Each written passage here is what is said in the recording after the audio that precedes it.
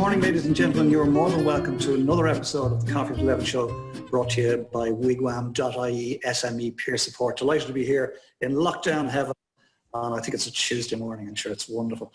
And delighted to have my special guest and good friend for many years, John McNamara, in the hot seat. John, please say hello and show us your coffee mug or your water glass, whatever you have. I have both, but I specifically have a coffee mug, seeing as that is the theme of the show, so I couldn't turn up without one. So thank you for having me on, by the way. It's indeed our pleasure, John, our pleasure. So, ladies and gentlemen, before we bring the man himself in, let me just tell you a little bit about what he has told me, what's going on in these days. This is a very busy man. John McNamara, business name Performance Nerds. What does your business do, John? Executive coaching, performance and leadership development. How long established? John is a coach for the last 11 years. You were fierce young when you started, that's for sure, John. How many? Two involved. And John says he's deeply curious and passionate about people development, whether it is a one-to-one or group setting. He loves to facilitate growth and development in people. For this, he feels there are 4 C's that are crucial: connection, clarity, confidence, commitment, and accountability. And then something nobody knew about John, I certainly didn't know. John's grandfather was from Holland and had the first nursery/garden in Limerick. Curious. Yeah, so that's my mother's father was from a place called Nalwijk in the Netherlands, and he moved here when he was in his early 20s, and he set up a garden centre. It's actually in Clare, but it's where Barry's shop is and the turn for Killaloo. It's facing you right there. He had a garden centre and nursery there, so obviously the Dutch were big into their horticulture and gardening, but he opened up the first one in the region. So I think slightly after that, the Van Veens, who are out by Cracora, they're also Dutch. They opened their one as well. So there was it was the Dutch brigade that came in and set up all the nurseries in the Limerick region, which is interesting enough. It's fascinating, actually. I was thinking the wars could have begun in Limerick. Yeah. Come here, John. It's a great pleasure having you here, and thank you for joining us. So look, in your own words, John, bring us back to those early years. Will you bring us up through your growing up in Limerick, clearly a Limerick, proud Limerick man. Bring us through those early years, and then up to that time when you got into coaching, and then we'll take it from there after. Yeah, so it's an interesting one, because you take your childhood for granted and you take your family for granted when you're in that space, and you just think this is normal, and you just think, sure, everyone had this, everyone had that kind of childhood, that's just what was there. So I suppose first and foremost, I was lucky in that I had both my parents when I was growing up, and they're both still alive now. And you think when you're younger, you shape yourself, and everything about you is because of your amazing work and who you are as a person. But as you get a little bit older, you begin to see, actually, do you know what? Most of who I am and the personality and the manners or whatever is good about me was shaped by my parents when I was young. And especially the behavioral elements, you go, well, the reason certain people behave in certain ways is because they didn't have a solid foundation with their parents to say, that's right, that's wrong, don't do that, here's how you should be polite with people. It's only small stuff, but it's as I get a bit older, I realize, geez, my parents are actually quite good. And they'd be the first to say, we hadn't a clue what we were at. Like, we just got thrown into this. We had 4 children. We didn't know. There were different times. You couldn't read a book about it back then or go on the internet. So it was just kind of trial and error. But where I grew up, in the street where I grew up in, the estate was built in the early 70s. So all the families kind of moved in at once, and they all were just newly married. So they all started their families at the same time. So all of the kids kind of grew up together. So I have 2 older brothers and an older sister, but in each of the other families, there was kind of kids around the same age. So we'd all hang around together, and we all kind of grew up together. So I had lots and lots of good memories of just that time where all the parents were close, all the children were close. And it was a really, really brilliant time. And it's only when you look back, you realize, geez, that was an amazing start to life to get, just to be surrounded by that much support, just to have that many friends. And like, I've still loads of friends from the street I grew up in right now. I mightn't meet them very often, but we'll meet maybe once or twice a year. Or if there's a wedding on, everyone comes together. And I was like, that was a really, really good childhood. And I suppose some of the work I would have done over the last number of years would be with Limerick Youth Service, Clare Youth Service, Jigsaw and that, and you just see how different some people's upbringing was. You see people from single parent families, you see people whose parents died quite young, you see people who basically are living on the breadline, they have no support, there's no role model in their house as a parent to say this is right, this is wrong. So you kind of look at that and you go, geez, I was actually really lucky. So like those years really shaped me and kind of gave me a lot of who I am right now without me realizing at the time, because I think when you're younger, you just think your parents are a bit of a pain in the arse because they won't let you do everything you want. But then you look back and you go, actually, they were dead right. Because if they'd have let me do all that stuff, I'd be obnoxious now and I'd have no manners and I'd be a pain in the arse. And they'd be just, it's small stuff. But at the time, you're kind of going, come on, give me a break, let me do this. But then as you look back, you go, do you know what? They were onto something. So outside of like my family, and my parents are brilliant. And luckily, they're both still alive now. And just a group of people I had growing up. I was also involved in sport a lot. So I would have, from a young age, I would have swam competitively as a kid. I would have played a lot of soccer, played a lot of rugby, just kind of every sport that was out there I would have got involved in. And similar to that, when you're doing it, you just think it's what people do. But as you get a little bit older, you realize what you've actually gotten from being involved in sport, being involved in teams, having to have a little bit of discipline to be able to train, to turn up, to get involved.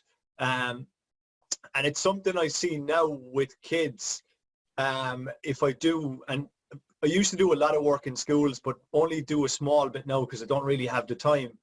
But you can see it in the kids who are involved in sport. If I go into a classroom, I'll go, she definitely is involved in sport. He definitely is involved in sport.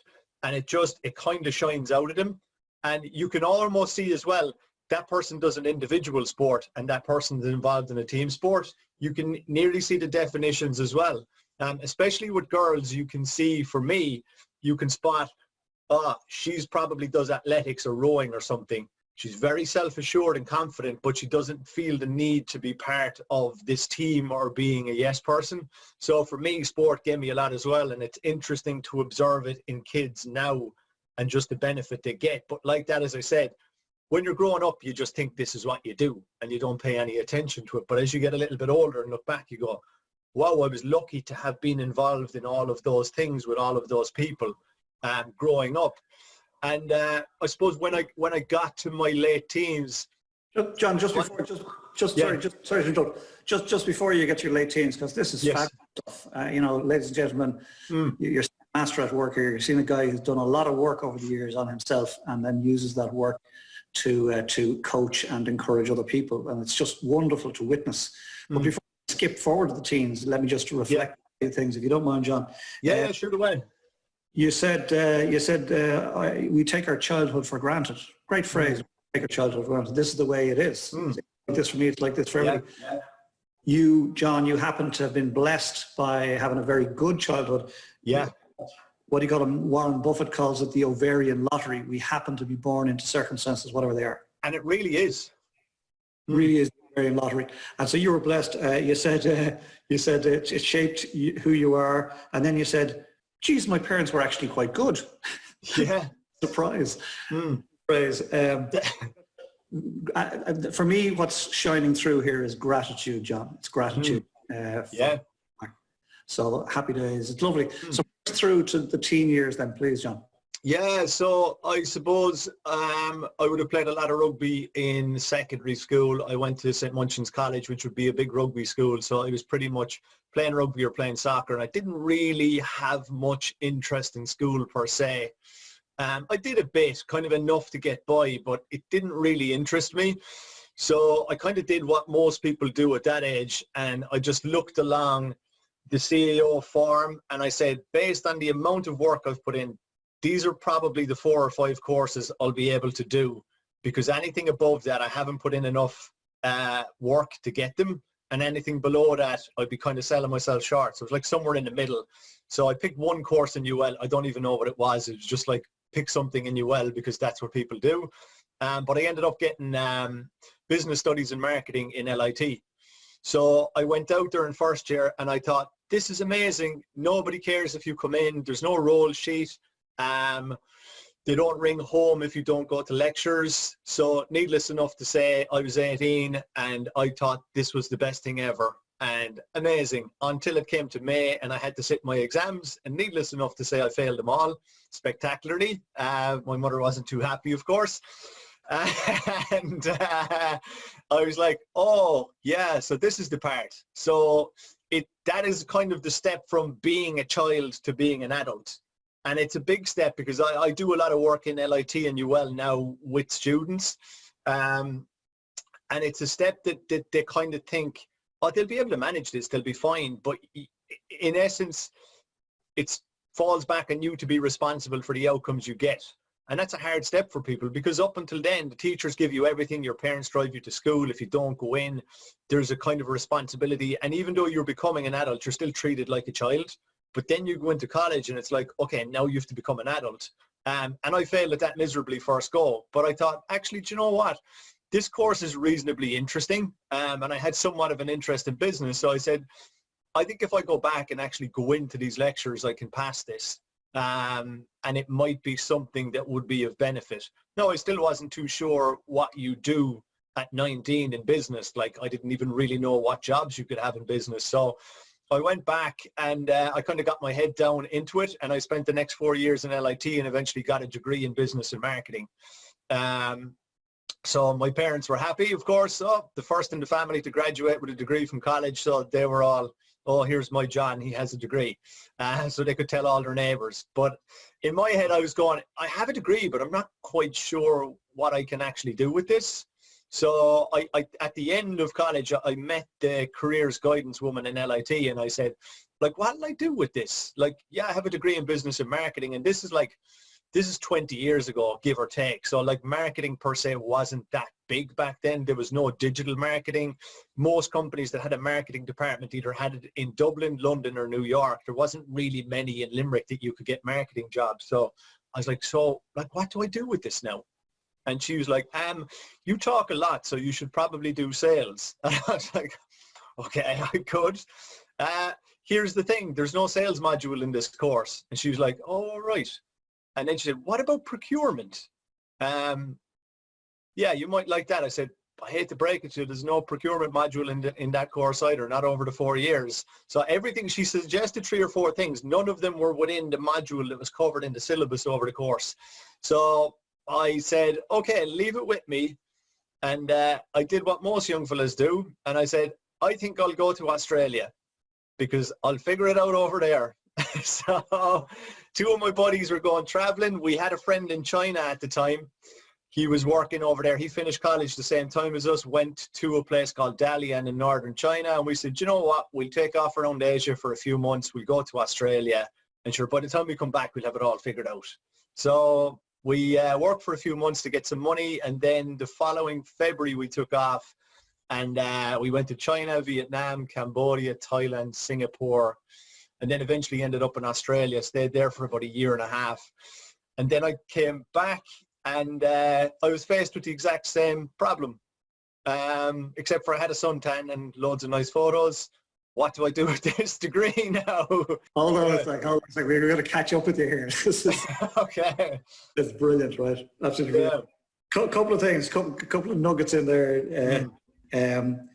The whole process of going through school, you know, that point when you went to college, it was that step from being a child to being an adult. And you said, I failed at being an adult miserably first time out. Love that. Oh, yeah. Yeah. The other one was your careers guidance teacher saying, John, you talk a lot. Yeah, she had a good read on me anyway. She got that one right. Yeah. And the other one was, I smiled at the phrase you said, I have a friend in China. And I was thinking there's a sort of a global thing going on there. Do we have a friend in China or do we not? You had a friend, I presume it was just one person in China. Yes, yeah, just one person. Oh. All right, so we're now back. You have the suntan, you're back, and we're in the middle of a dilemma. Over to you. Yeah. So I didn't really know what to do, but I started looking around for jobs then because I think my mom was getting sick of looking at me. So I said, okay, I better do something with this. And I had a friend who we would know, Tony Frawley, and Tony was working with Smurfit at the time. and he said they're looking for somebody to do a role in Galway. It's kind of admin, but you'll be doing account management and you can move into sales as well with it. And I was like, okay, Galway should be fun. So I went up and did the interview. They rang me back that day and said, yeah, you can start next week if you like. And I thought, oh, great, working for Smurfit. My mum can tell all the neighbours. My John now works for Smurfit. He's amazing. He has a degree and he works for Smurfit. So she must have been the toast of the neighbourhood. But I realised after a while, it was a nice organisation and it was good to get into real work and see what actually happens in businesses. But after a while, I realised the big thing was I didn't really enjoy the work. But I wasn't really sure what work was about first, because when you go into your first real job, you're not quite sure, like, what's this all about? Like, what's this whole workspace about?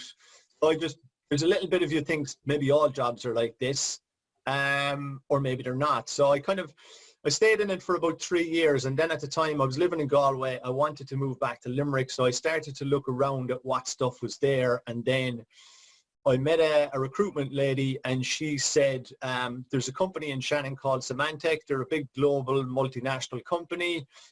You'll be working in an office in Shannon, but they have offices in Dublin, they have offices in London, they have offices all over the world. I think they have 15,000 staff in total globally. This might be of interest to you. And I just thought, okay, everyone's working for these big American companies. Let's go and give this a whoosh and see what it's all about. So initially, it was actually, I learned a lot in it too. Initially, I was like, oh, this is cool. You get paid lots of money. You get to travel quite a bit. I was there about 4 months, and they brought us all to our annual sales conference in Las Vegas. So I was like, what? We get to go to Las Vegas for a week, everything paid, put up in the Venetian, parties every night, and pretty much didn't spend a penny. And I was like, okay, I could get used to this world. This is a little bit more of me. So I was working at that, and after a couple of years, I realized this is actually not that hard. It's pretty much like big, massive American companies. It's like a game.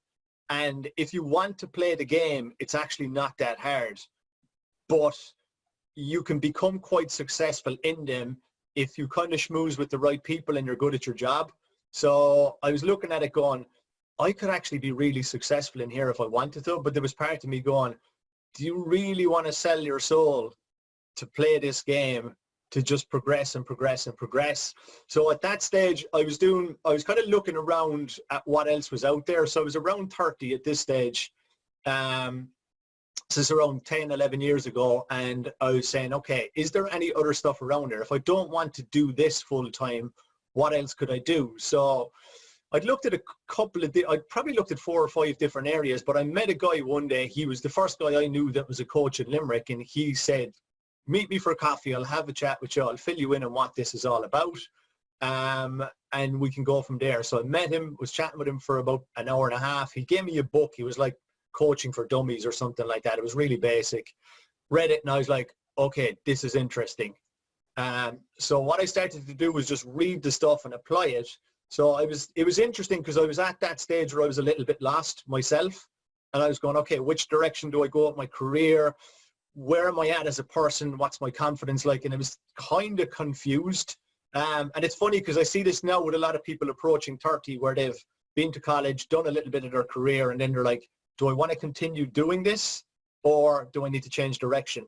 For some, it's great. If you want to continue doing it and you found a job you love there, but for a lot of people, it's you get to 30 and you're going, oof, okay, which way is this going? So I started to apply some of the stuff I was reading and learning to myself, and I was like, Jesus, this stuff actually works. Like, this is interesting.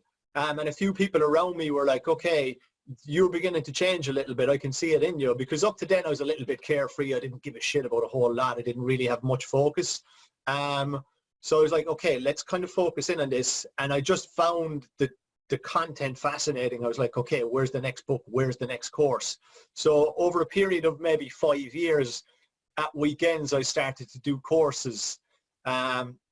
I was traveling to the UK to seminars. I was getting mentored by people. I was reading books, and I just started to build a log of skills in this area. So I was like, okay, if this is something I want to do, I want to make sure that if I eventually jump, I'm going to have the skill set to be able to do it properly and not just kind of go, he kind of knows what he's at, but he doesn't really. So I was like, if I'm doing this, I want to be good at it. I love it. I love it. I'm gonna step in here if I may before. Yeah, shoot. It's your show. You're the boss. We're clearly getting to the stage where you're about to bring us into your coaching career, and we want to go there in the next segment, if that's okay. Yeah.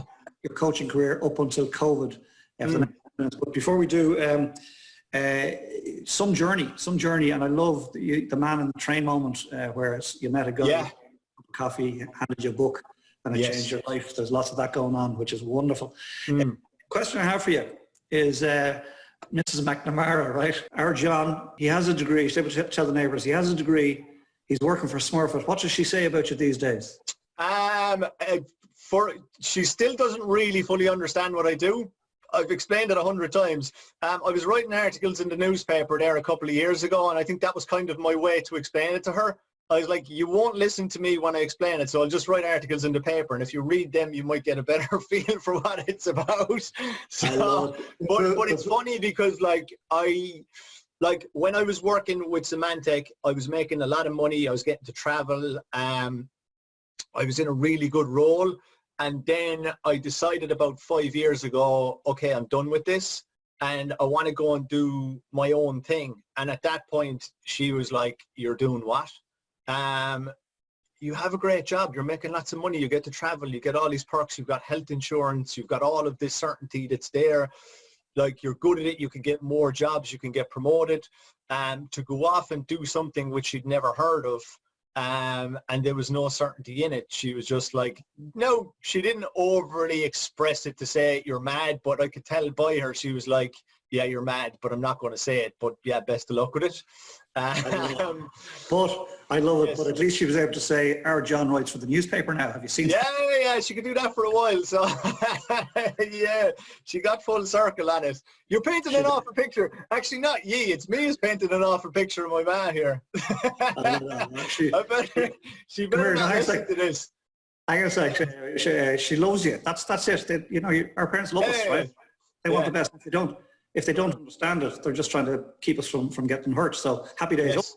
So you're now a coach. Tell us what happened next up to COVID, please. So just before that, before I left my job full time, there was kind of one important decision. So this kind of gives a context for it. So I was working and I had a boss. He was from London. He was a typical Londoner, really flash, loved to spend money. And he was like, I was like the golden boy in the company at that time because I was managing all their big accounts and I was making him loads of money. So he was delighted. So he said, will you come to Dublin and manage a team? And he was like, I'm going to give you it was over 100 grand. And he was like, I'm going to give you, the whole package was probably about 120 grand. And he goes, I'll give you that. And you come to Dublin, then the next move you can make this much. And then the next move you can make that much. And I was like, oh, fuck, that's a lot of money. Right. You've really put a gun to my head. So it was like, it's all well and good to say, yeah, let's go follow your purpose. But when someone offers you that much cash, it's like, oh, maybe my purpose isn't for me. So I was like, okay. So I said, leave it with me, because around that time I was going to leave anyway. But now it's like, oh, there's a different situation here. And the thing was, I knew if I took that, I was going into that world and I was going to stay in it because I could see the next move and the next move. And it was just all about money, basically. That's all it was. And the satisfaction of the job would have been minuscule.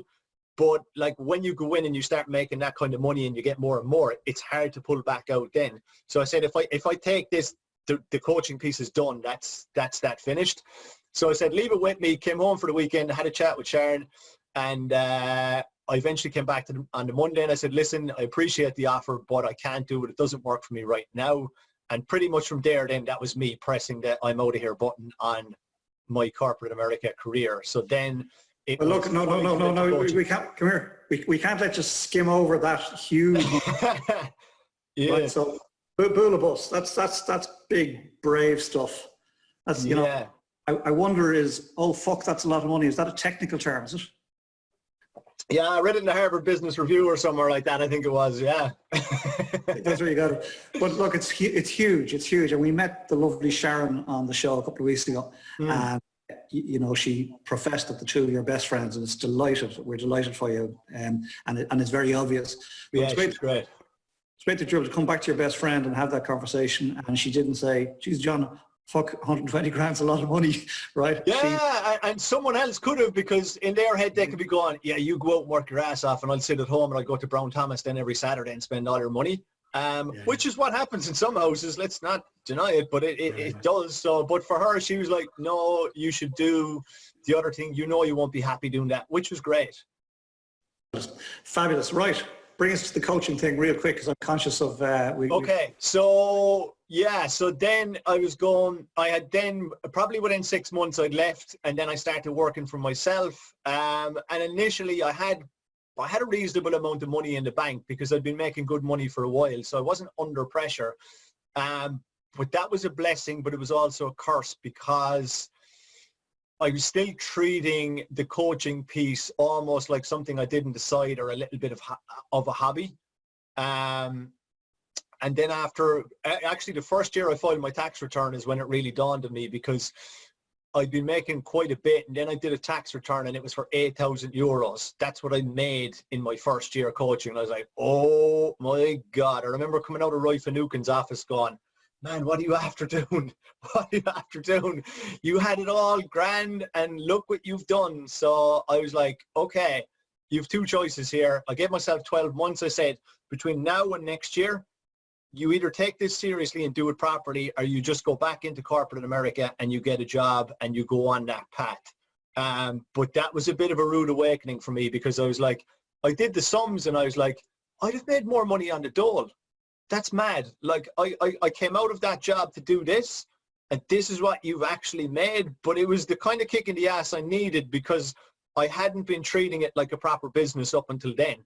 So I spent a couple of years working really hard, built up the coaching side of it, got some good work through some good contracts, and then probably about 4 or 5 years ago, I started doing bits and pieces with Brian Down. So initially we did a program in schools, and then we started doing one or two small bits in the corporate space. And probably about 2 years ago, we formed Performance Nerds. So we came together, and what we do is performance management and leadership development. And we would run kind of programmatic stuff. So most of our clients are in Dublin. We've a couple of big corporate clients who we would deliver programs for over the course of the year. And that's good, because that's a substantial piece that takes up a good chunk of the year. And then the coaching side then as well. So I suppose what it affords me to do is I'd still have quite a few what you would call high performing clients in the coaching space. They might be senior executives or athletes or whatever that may be. I also do some work with the Sligo senior football team and the GAA team. But I suppose the fact that I have a block that pays well, I then can take other stuff on and say, do you know what, I'll do that. I couldn't do that on its own, because you can't make a living out of it, but it's almost like the 80-20, that you have a solid foundation with the 80, and then as stuff presents itself, certain places just don't have a budget. Like there's a few mental health organizations I'll work with their staff in Limerick. There's a few other kind of initiatives in the community that people will come and say, will you work with this group or will you work with that? And if I didn't have the bigger corporate stuff, I couldn't do it. It just wouldn't be worth my while, or I couldn't make a living out of it. So for me, it kind of enables me to be able to do both and not just go, okay, you're going to take that single-minded corporate juggernaut into this and then just forget about all the other good stuff. So it's kind of a good balance. Yeah. It sounds like a lovely balance. I'm going to, if I may just do a touch on that first year, there's a Bula bus coming there from Carl Daly. Just go that first year when you jumped out of the corporate world into coaching. Yes. You made a fantastic 8,000 euro at the end of the year. Yeah, I was rolling in it. You were rolling, but it reminded me of the time when you started college. It was a bit of a, I'm here now. This is great. Yeah. There was nobody checking on your homework anymore. But the one trait that you've demonstrated, John, over the years is, so you've allowed yourself make those missteps. I won't call them mistakes. Those missteps. Yeah. And then you've analysed them. And you said, okay, it's working, and then you got back on the horse and you got really focused, and you're really good, it would appear, at focus. Love the performance that yourself and Brian Downs. Brian's a really good guy. Love that. And I love the fact that you come together and, there's a block of business there that you look after together, and that allows you to go and do the other stuff, which is just, and there's obviously pro bono stuff going on in the middle as well. So Yeah. Spool a bus. Okay, what's it like now? At the start of COVID, I was flying it. I was probably in the best place I've ever been. I had loads of work on. I was in Dublin regularly. I had a couple of clients in the UK. I was on to a couple of people in San Francisco about doing some work over there. I literally was turning away work because I just couldn't do any more in a given week or month. And I was just saying, I can't do it. You might have a chat with them. I was training for the Marathon des Sables, which is the race in the desert. It's a 6-day endurance event. And I was as fit as I've ever been.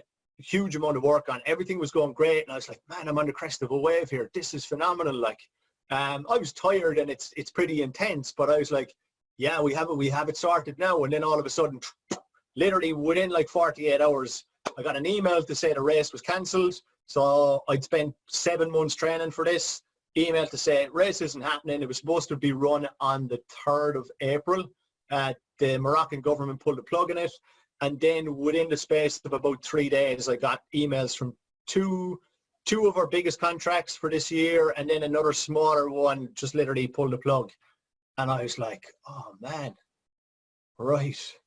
What a difference a week makes. This time last week, I thought, yeah, you have it figured out now, John. You have it cracked. You're the man. Away you go. It's all working. And then all of a sudden, I'm like, oh shit, what now? So I went into a little period of mourning. I got 2 books. I got the Tiger Woods book and another just light fluff books off someone else. And I just sat at home for a week and read books and just spoke to Sharon and didn't really talk to anyone else. And I was like, this is crap. Oh, like seriously, like everything was going well.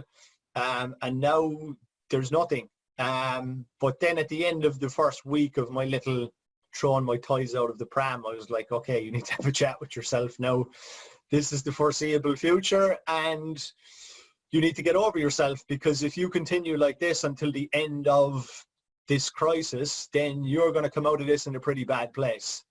So I sat down and I just wrote up some simple goals for myself on a sheet of stuff to just kind of reintegrate myself back into that way of thinking. And it wasn't just all about doing and just, oh, you need to get this many clients, you need to get this much business. It was kind of a mixed lot. Some of it was simple stuff, just like ring my parents every day, or go back to doing proper meditation in the morning, and little bits about work. But it was just to kind of round it off a bit. Because with all the best will in the world, like I'll say, yeah, I should ring my parents more. But like when I'm working and when I'm busy, you can often go a week without talking to them. And I was like, okay, cop on. They're at home, they're cocooned, they've got nothing to do all day. Just pick up the phone and ring them. And then my mother figured out how to use video calls, so there's no stopping her now. Just simple stuff like that to kind of bring it back in. But it wasn't all about go, go, go, go, go, because you can't go, go, go. There's nothing to go to. Most of your work is stopped. But the good thing is slowly over the last couple of weeks, stuff has started to come back. And I started to do stuff through coaching with people through Zoom, running a couple of webinars and a couple of seminars through Zoom as well. So it's kind of trickling back in. So the diary's filling up a bit. And just trying to find a balance in that. And it's been sunny as well, so I got a suntan, so I don't mind. You did. It looks like you're back from, yeah. It actually looks like you're back from Australia again with the sun. Yeah. Come here. It's great. It's a great story, and we all felt that crash there that you described it so brilliantly. Oh, yeah. But okay, but you were very honest. You know, you admitted that even you, right? Even you, with all that training and all that, yeah, and physical training, even you hit a wall. What's it look like post-COVID? As to how it unfolds, I don't know. I suppose for me, one of the challenges will be, how do you bring the same level of impact if you're doing stuff virtually as you would sitting in front of someone face to face? One of the things, by virtue of doing a lot of coaching, I became quite good at connecting with people quite fast. So if you meet a random stranger or you go into a room of executives, within 10 minutes, I can create a connection with them through some way, shape or form. That's a skill that takes a while to develop. But how do you do that now through this? So it's slightly different. And it's just deciding, okay, how do I approach this now? Because some of the stuff that works for you in face-to-face won't work through a screen. Yeah. May I come in on that? And thanks for that. It's a very honest appraisal. The other counter-argument to that, if you like, is Wayne Gretzky says, skate to where the puck is going to be. Yeah, So absolutely. the puck is going here, right? I mean, you're only 40 odd, right? The puck is going here. And Yeah. My son's 27, right? Mm. So he'd do this all day long, and Yeah. he connect with you through his medium, if you like, all day long. Yes. Yeah. Let's not be afraid of it. Let's embrace it and see where it leads us. Yeah, absolutely. And I'm very open to this. I suppose for me, my preference would always be face-to-face. But if this is the way it's going, then you just have to adapt. That's the way it's going to be. That's the way it's going to be. Then if 50% of your week is going to be on screens and talking to people, then you just adapt to that and say, okay, how do I make this work? How do I create connections with people? Because everything I do is about connection. Anything beyond that is just the technicalities and the nuances of models and developing stuff. But unless you can create a connection with someone first and foremost, you're at nothing. That you're kind of dead in the water. They might go, oh, he sounds like he's good at his job, but he's not for me. So I might need a coach, or I might need training around this, and this, but these aren't the guys. Yeah, no, I get that, but it's just different. It's the next normal. Yeah, absolutely. Yeah, and you adjust. Yeah, we have to figure it out, and we will. Yeah. And I know in particular, John McNamara, Brian Downs, Performance Nerds, you guys will for sure. Right, going to go from the floor. Before we do, one quick tip, John. You've been asked to advise your nearest and dearest. You get through COVID best and come out the best in best shape by doing blah. What might that blah be for you? Being flexible. Yeah, the old way won't work right now. So you have to be flexible. That's what's worked for me, because I came in with a very set structure that worked in the old world. That doesn't work right now. So initially I tried to shoehorn it into this and go, yeah, it'll still fit in here, but you're going, it won't. So you got to be flexible and go, okay, there's a different way to do this. And for me, it's just that piece of lowering your expectations of what you can achieve every single day. John, Yes. Absolute pleasure having you on the Coffee at 11 show. Thank you for having me on. We're going to go to Q&A from the floor, and I know Carl Daly's been dying to get in and ask you a hard question. Good morning, sir. Absolutely. Good morning, all. How are you, John? How are you? Good. Yeah, no, I know John a while. We've used him in Metis, and I've used him personally and still do. The first thing I'd say to everybody here is, whether it's Zoom or whether you can get back to sit in front of him, book a session with John McNamara, because it's a great session. Really is just put you back on track if you need it. And we all need something in this time. The question I had for John was something I've always struggled with, and something that I think is a huge skill, and you mightn't think it's a big skill for a coach. Because the impression I used to have years back of coaches was that they talk and tell you what to do. Yeah. But my question for John was, in relation to business coaching, everything we do, how important is the skill of listening? Yeah, it's massive. It's massive, and it's funny because it's not something I would have been good at. And my good wife will tell you I'm probably not still. But when I go into a coaching space, I can literally flick it on like that and just go, okay, I'm fully present. Now, the thing with this is it's a practice. So like when you're going, so I've been submitted, but I'm in the middle of doing an accreditation process for the International Coach Federation. And as part of that, you have to do 12 hours with a mentor coach, and you send them recordings and they tear them apart and just listen to how you are in the sessions. But when you listen back to your sessions, it's amazing how much stuff you can miss if you're not present, but also how good you can become at picking up on people's language. So it can be pauses, it can be their body language, it can be words they use, it can be the language they use around making commitment and stuff like that. So like for the average person, they might just think, that's just two people having a chat. But when you really drill into the specifics of coaching, there's loads of subtleties in listening and what you have to listen for that you learn through doing this. But 100% it's a skill. And it's interesting because it's one of the things whereby I kind of look at areas you can get good at to kind of exponentially grow you. Two of the areas identified are, most people don't listen. If you get really good at that, you'll stand out. Most people are listening just so they can come back with their own story or give you the answer. The second was, most people hate standing up in front of a room and speaking. if I get good at that, that opens up another thing. So for me, I kind of identified in this path, if you get really good at listening and if you get really good at standing up in front of people and talking, then that's going to bring your trajectory on massively. And that applies for everyone, no matter what your business is or what you do. If you could get good at those two skills alone, that's going to really, really, really speed up your trajectory of being successful in any area, not even just business, but just in general. It just opens a lot of, but to kind of come back to your thing, I wasn't good at this originally. So some people might say, oh, you're a good coach because you're a good listener. But I had to learn this, and it's a skill that you can practice, of just staying with people and staying with their language. And it's almost like, if you can just sit there and have no agenda, the next question becomes very apparent by what they say. So that's a very large circle, but I don't know, does that answer your question, Karen?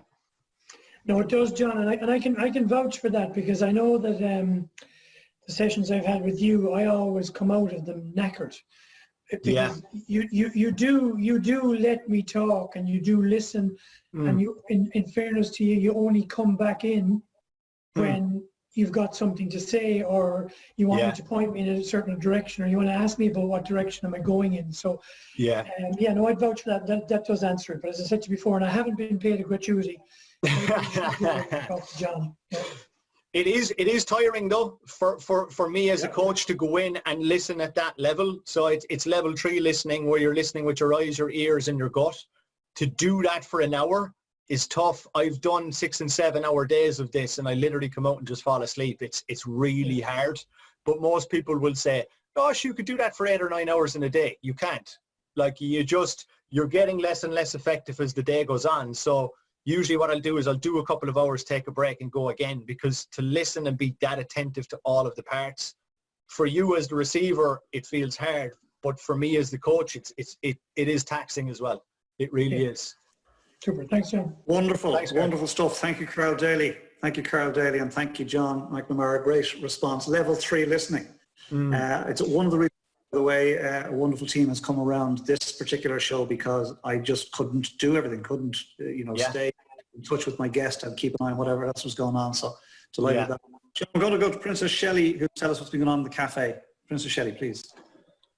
Hey John, thank you for your wonderful insight today. It's certainly a wonderful interview in the cafe. I've seen lots of nodding and laughing and relating, so thank you so much for that. Thank you for having me. No, it's wonderful. And just like a real living, breathing, bustling cafe, we have the few minutes before the chat today, before our interview goes live, and people are getting acquainted. And then once we went live, Anne Kristen came in from Sweden, and she just gave a quick hello and a heart emoji to everybody when she came in. She's since had to leave. She's gone off. She has to leave a little bit early for work each day, but she does pop in for a quick coffee most days with us. She also left a comment, which I'll come to in a moment. And Carl did the same, who we've just had a chat with there. He said morning to everyone in the cafe. Eamon, in his head of guest services, again, I have another comment coming from Eamon, but he just at the start of the interview, he just reminded our cafe goers, your 4 C's: connection, clarity, confidence, and commitment and accountability. So I'm sure we've all got these notebooks beside us, John. It's like our COVID diaries, and we're all taking lots of notes. So Eamon popped that in for us. And then, John, when you and Colm were talking about like this ovarian lottery and how the circumstances that you're in, and Anne Kristen popped in with, she agrees with that, but there is the same outcome will be if you're committed with music as a youngster, that discipline, cooperation, listening to each other, and you can still enjoy a wonderful outcome. So Anne just mentioned that there. And then Carl said, we've just heard from a moment ago, we just listened in on a lovely conversation between you guys, just popped in there that everyone should do a session with John, who'll really help you get on track. So thank you again for that, Carl. We did hear that a moment ago. So then I think I'm just having a little look here. Eamon was looking forward to Carl's answer. We saw in the chat box, John, the question that Carl was hoping to ask. And Eamon was looking forward to that. So I'm sure there's more people in the cafe, and we have a growing audience who are popping in for the replay. So the people who benefit from the nuggets of wisdom, the pearls of wisdom that you've shared with us today is just endless. Eamon was saying that it's 85% of being a coach, of course, is listening. So he's looking forward to that. And he's popped in, Eamon has popped in the LinkedIn there, everybody, and the Twitter platforms. So do feel free to access those hyperlinks that he has popped in there, and you can access John's social media platforms there. At that point of in the comments, John and Kristen said she's to leave for work, but she said, thank you all, and thank you, John, for a very giving and interesting interview in the cafe, and she's wishing you all a wonderful Tuesday. So thank you very much for that, and Kristen, it's always so lovely. And then Tim Kelly, he's our resident pub. If there was mischief, it'll usually come from Tim. And Tim said, fantastic stuff, John. Thanks for sharing your story, one of Limerick's great personalities. So thank you very much for that. Thanks, Tim. We'll give that there. And Eamon then mentioned that he loved impact theory. So yeah. And then John Webb O'Rourke, who's joining us in the cafe today, he's a previous guest on the Coffee at 11 show. He said he really enjoyed that, John. Good to see you all, and best of luck, Carl, with the new business as well. So thanks for popping into the cafe today, John. It's always lovely to see the regulars, the newcomers, and the past people who've been interviewed as well. And then finally, Donal. His donkey was eating his good shrub. Yeah, I kind of came to it and I was like, oh, right, okay, the prize shrub. And I understand we'll be hearing from Donal in the coming weeks, so you might let us know about the shrub or the donkey a little bit later on. So at that point, everybody, I have an opportunity for one more question. If you'd like to raise your hand like this, Eamon has his hand up. Hand up like a bullet. Have to get a question there for Mr. Legend, Mr. John McNamara. John, you know how much I love you as a man and as a professional, your work. John was a huge guide for me right at the start. When I asked John for a few minutes, he gave me 2 hours. We had a massive coffee and I took a load of notes and then I acted on it.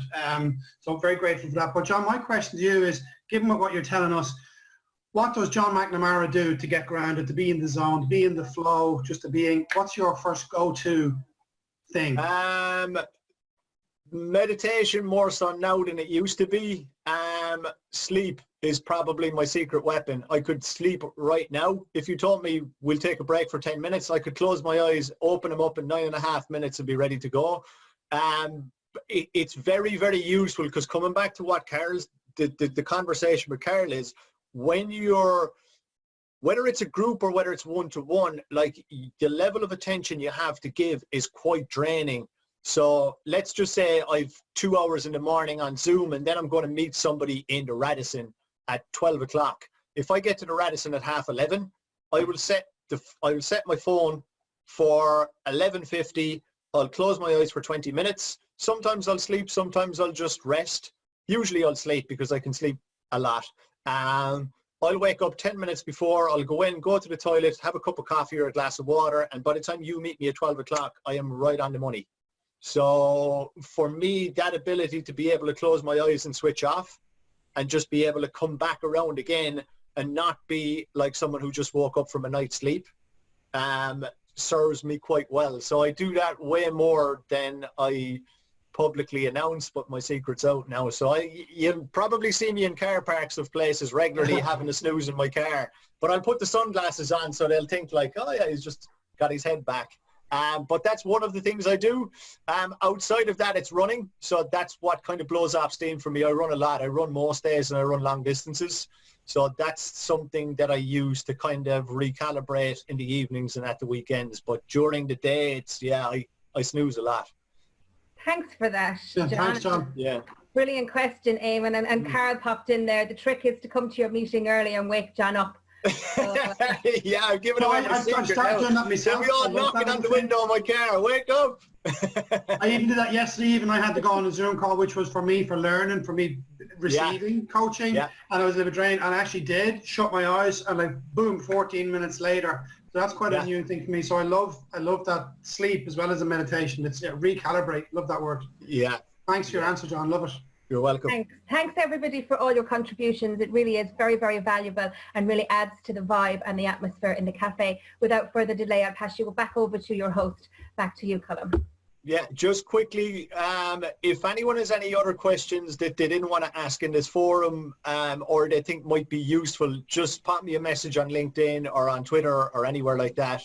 I'm happy to answer them, and I have lots and lots and lots of resources and stuff I can recommend. So if there's anything we touched on that you would want more information on, or just pop me a question, I'm happy to oblige in any way, shape or form. Wonderful, and I love that just little snippet there, because it's classic you, it's classic stop selling, start serving. You're there, you've got a servant's heart, servant spirit, and you've got tools and information that could be available to other people, could be useful to other people, I should say. So hats off to you. John McNamara, it's been an absolute pleasure.